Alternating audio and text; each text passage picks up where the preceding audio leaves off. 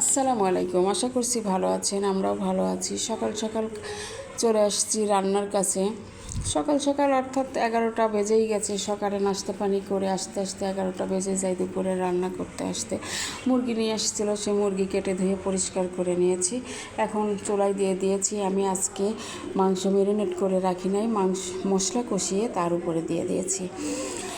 আমি সুন্দরভাবে মাংসটা কষিয়ে নিব, একটু পানি দিয়ে সিদ্ধ করে নিব, তারপরে আস্তে আস্তে কষিয়ে নিব। তো আমার কষানো পর্যায়ে প্রায় হওয়ার মধ্যে এখন আমি এই পর্যায়ে আলু দিয়ে দিব। আলুগুলো সুন্দরভাবে দিয়ে দিলাম, দিয়ে আর একটু কষিয়ে নিব, কারণ আলু পছন্দ করে আমার ছেলে, এই জন্য আলু দিয়েছি।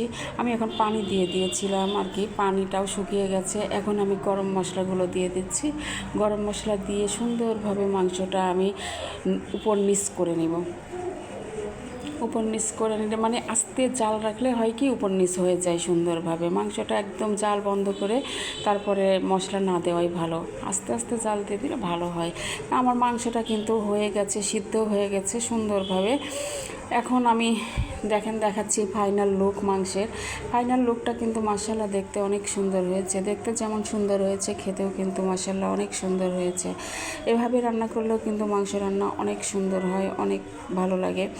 আমার ভিডিওটি যদি ভালো লাগে তাহলে কমেন্ট করবেন, শেয়ার করবেন, পাশে থাকবেন। আল্লাহ।